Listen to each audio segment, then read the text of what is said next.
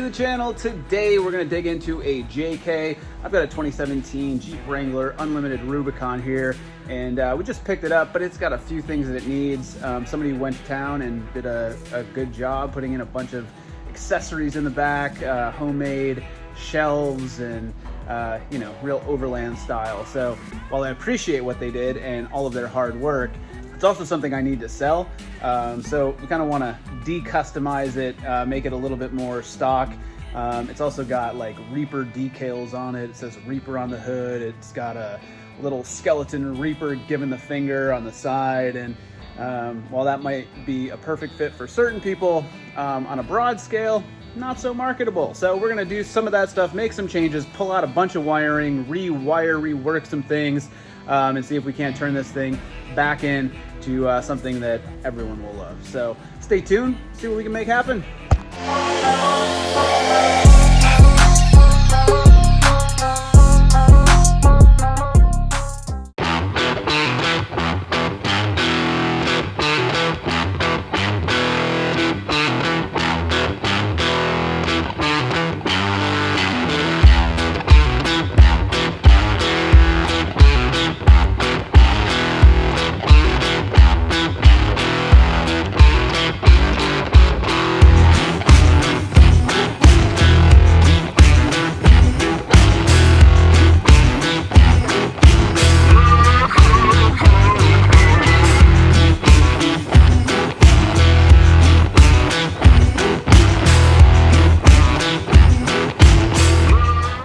What's up, guys? So wanted to take a couple of minutes, try to do a couple of things while I'm out here.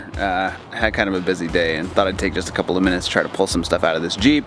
I know what the previous owner was going for, and honestly I think he's taken quite a bit of stuff out of here. It might have been set up a different way prior to me getting it, which I assume that it was. I assume there's some other stuff in here, but corners were also cut with things. There's certain things in here that I just wouldn't have done. You know, just as one quick example, if I can get in here, I assume, and I haven't taken this out yet, I'm going to take it out. He put riv nuts probably behind this. I assume he did the same thing over here, but the riv nuts didn't hold, so it's got these just god-awful welds on them. I don't know why you would do that. So it's on there. We'll see how that comes off. These are Allen screws. These are Allen screws. These are hex bolts. You know, I get what he's doing. Got this little fold-up deal. That's cool and all, but actually it's not cool. It's falling apart. So we're gonna get rid of that. Again, you know, you work with what you got. If you don't have the tools, I totally understand putting stuff together. Kind of same thing with this rack back here. I assume, you know, kind of picked up some of the aluminum that's back here.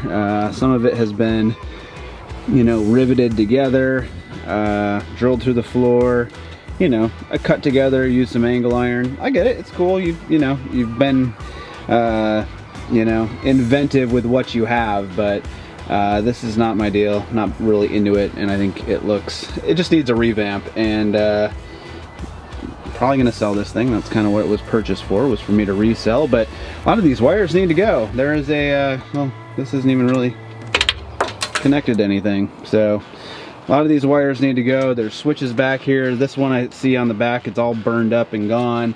You know, I've got ground sitting under here. There's this big circuit panel back here, and then there's a lot of it under the hood. So we have something going on with the battery.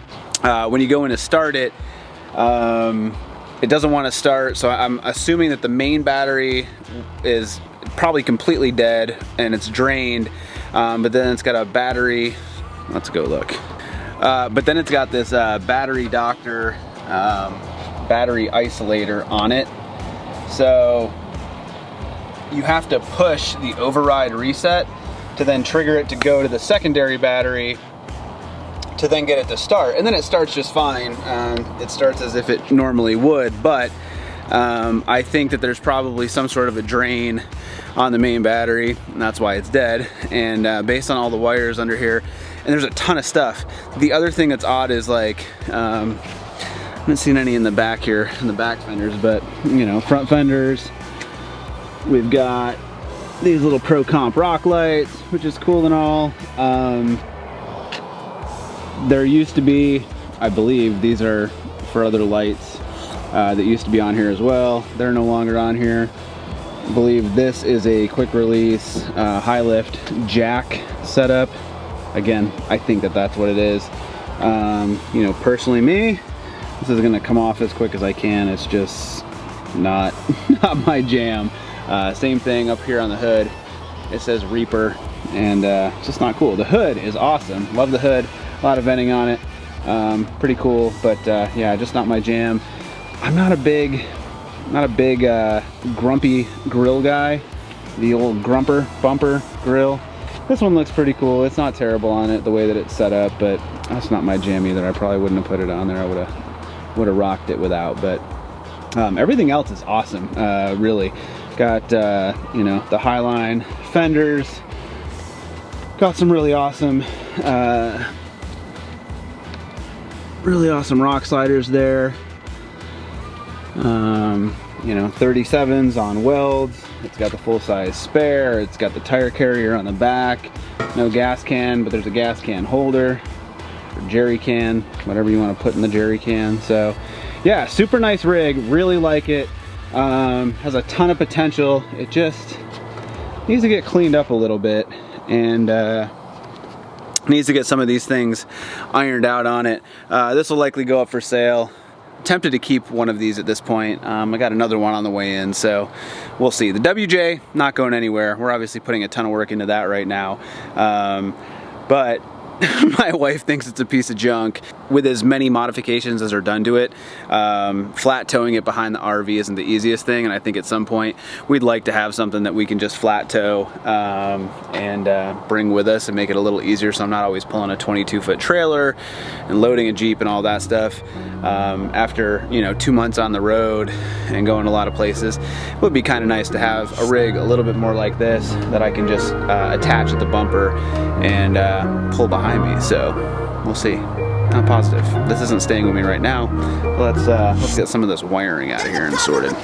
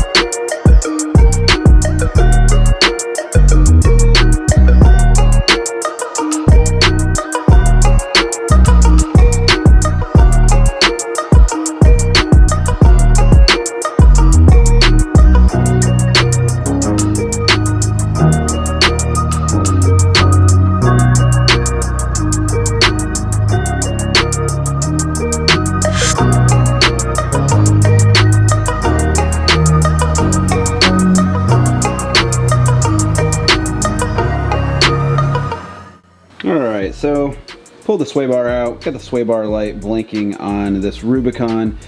I went back through the history, and actually it was serviced by a Dodge Chrysler Jeep dealer before I got it. They replaced, they say, the wiring harness. I can see where some of it was spliced in. I pulled off the wiring, and it's really hard to see with the camera because it's a little ways in there and it's shaded in the back, but I mean, everything looks really good in here. It's clean. I think what we're gonna do is we're gonna take this apart and just see what it looks inside here. I want to see if you know, water's gotten in this or something, and it could just be that it's used enough that it's causing some binding or something like that. So I'm really not positive. It doesn't look terrible. I mean, it looks like it's in good shape, but who knows what the inside looks like when you get something used. And this thing looks like it's been driven as it's intended to. So I like when people use their Jeeps. I like when you know, when people use them too. The other thing is you find some fail points here and there, and that means you got to fix it and replace it. And so as long as it's not completely destroyed, you know, it's usually pretty good to go. So we're gonna get this thing apart, see what it looks like on the inside.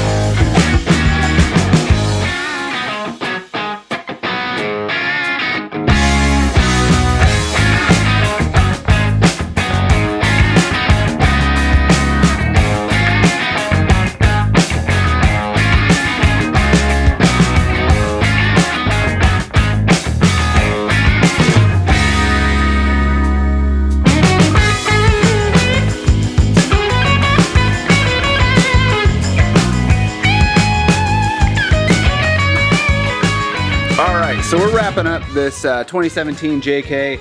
I spent a ton of time pulling out old wiring, things that, like I mentioned, you know, there might have been a bunch of other accessories on this thing. It might have been something that the previous owner had a lot of stuff on, but I just didn't need it all, and there's only a couple of things left that even need wiring. So we also pulled out some components he had in the back, a little rack setup, things like that. We just kind of want to bring it back a little bit closer to stock. I'd like to have some of the finishing touches on it. So we hit up Baseline 4x4. Those guys were super helpful. Their entire business model is just based on tearing down JKs or Jeeps, I think in general, Wranglers, and pulling out all of the different things that they have. So my son's helping me out here. Pulling out all of the different parts and pieces from totaled wrecks, things like that. So we got the carpet for both sides in the rear, the main piece of carpet in the back, the plastics that we needed to go in there as well. There's some small little things, like I've got this little trim piece that I picked up. This just goes for this, where the seat belt is in the rear. It's just missing. Super simple things, but just some stuff that I'd like to put back in there to make it more complete. And I can't remember the fella's name. It's not on here. I want to say Jason, but I don't want to be wrong. Anyways, the guys over at Bolt really hooked it up. I hit those guys up because on the side of the Jeep, there's a bolt mount for a high lift jack, which was awesome, but it didn't have any of the pieces to it, including the key, and there's two of these knobs that go with it as well, and it was all missing. So I hit them up and I said, hey, is there any chance you guys sell replacement parts for that? What's really cool about this lock is it actually forms to work with the key for your rig. So you don't need a different key for it. Whatever the key for your rig is, that'll work on this lock. It sets it by, I can't recall exactly, I think you turn it to the right to set it initially, and then it's all set up for your lock. So pretty pumped about that. He sent me those things, so we're gonna get that on there. We're gonna get a few of these trim pieces in there, get this thing cleaned up a little bit. It's gotta get kind of a final detail. I'm gonna send it out. We're gonna get some of the stickers off of it. Not a big fan of the little skulls with their middle fingers up on the side of it. I've already repainted the hood, so it looks a lot better without the Reaper name on there. Just not a big fan of the way some of that stuff looks. It's not my deal. And it's not really as sellable when you've got like this Grim Reaper deal on the side and the Reaper name on the hood. It doesn't appeal to as many people as just kind of a clean Jeep that's cleaned up with all the aftermarket parts and ready to go. So let's put some of this stuff in the back and see if we can make this thing look a little better.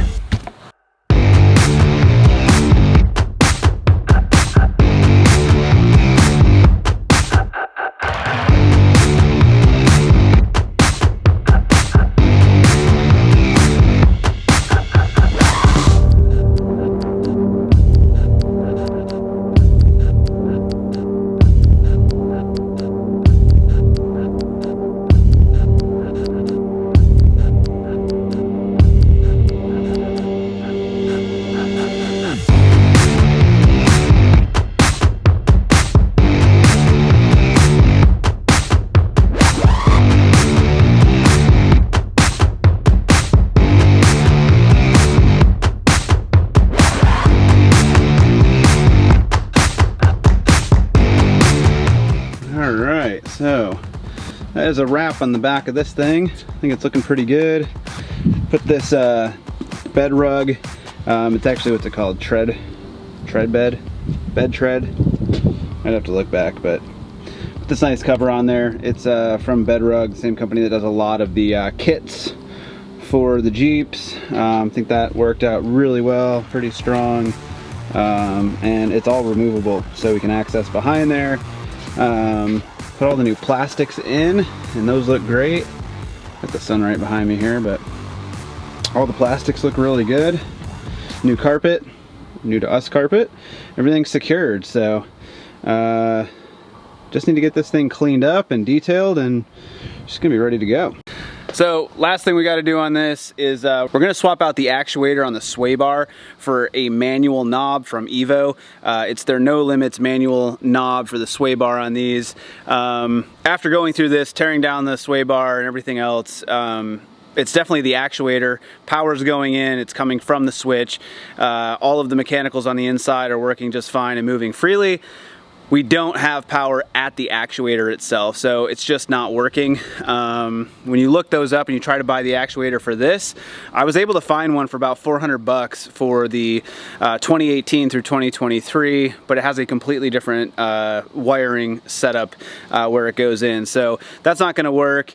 That, and for 400 bucks, it looked like it had been beaten off of a JL because the housing, the plastic housing where the clip goes on, is all mangled. So it's almost $2,000 for one of these straight from the factory. There's just no reason to do that if you're going to use it off-road, if you're going to use it a lot. There's two options to upgrade from Evo Manufacturing. You can either do the manual knob. You just got to get out, twist the knob, that's pretty much it. Or you can go with an air actuated kit, which they have a list of ARB components, air compressor, solenoid, some things like that that will work just fine. And then you can set it up on an air switch, have onboard air for other things that you need, and then use that switch to air actuate the sway bar. So that's the last thing we got to get on this thing. In the meantime, we're going to get it detailed and all cleaned up because we're still waiting on that piece to come in. So when it comes in, I'll show you the install. We'll do a final walk around. You can check this thing out. Normally I would take the sway bar out for something like this, but I've already taken it out. I've already greased it up and checked it all out to make sure it's good to go. And it is, the actuator is what wasn't working. So we're just gonna crawl under there, pull the actuator out, put this thing in. Hopefully we'll be good to go. The last step is gonna be that we still have the sway bar light on in the dash. So we're gonna use an OBD scanner that I picked up. I think we're gonna try to use the JScan app. Haven't done this before either as far as turning off that light. So we're gonna see if that actually works. But let's get under there, get this knob installed first, and we'll figure the rest out.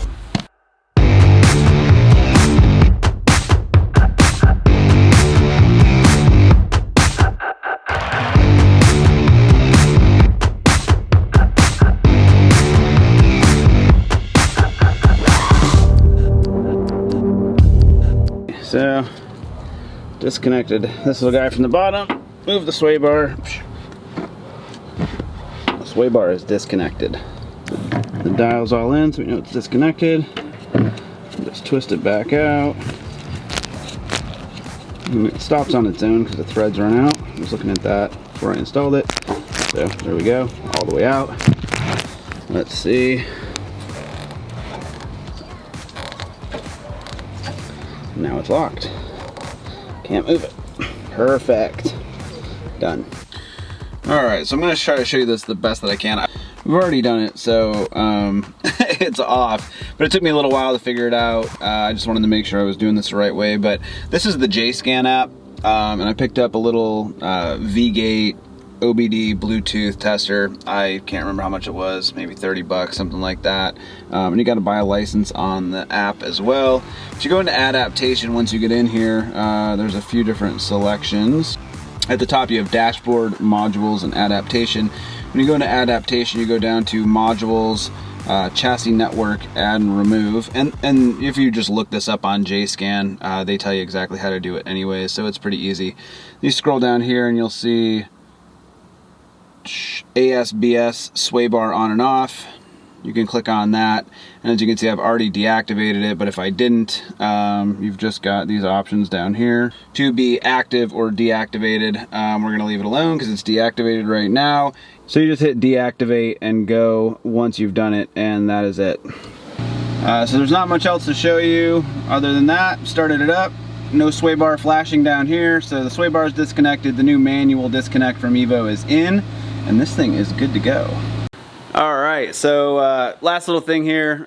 This is the V-Linker MC Plus. I also picked up this wiring harness. It's just an OBD2 plug to bypass some of the systems that are in the newer Jeeps, just in case I needed it. I also picked up a spare V-Gate, a different style. I can't remember which one this is. V-Gate iCar Pro.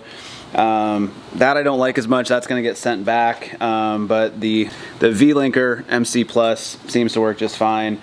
Took me a minute to get in there, but the JScan app works really well. If you got questions on it, you can look that up, and they have pretty good tutorials or step-by-step instructions on how to do it. So it worked great, and honestly you can see a ton of different systems in there. I do have a kind of a basic OBD2 scan tool. It's probably 4 or 5 years old. I keep it updated with software and things like that, but it's more for clearing codes, reading codes, things like that. It just doesn't have the access to the systems, and this really did. So that's a wrap on the JK. I'm pumped on this thing. I'm pumped on how it came out. It looks really good. Cleaned up, you know, things from somebody else, a previous owner. You deck out your vehicle how you want it, right? So you never know how you're gonna get something after somebody else has had it, but it cleaned up really well, pulled out a bunch of the stuff that I'm just not gonna use, and I think it looks great now.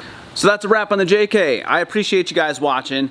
Before I leave you with a little walk around of the JK, don't forget that we got a lot of stuff coming up, including this WJ build. We got 538 gears and Grizzly lockers and the Dana 60 and the 14 bolt front and rear on this thing. We're gonna have this thing wrapped up and back on the trail in no time. We've got a lot of stuff to do on the Dodge Durango. We're gonna be going hard at that in the next couple of weeks and just see what we can do to get that thing wrapped up. There's a ton of events coming up. I have a full fall. We are not stopping anytime soon. Plan to be at quite a few different things. I'm not gonna say what yet because I don't wanna jinx myself.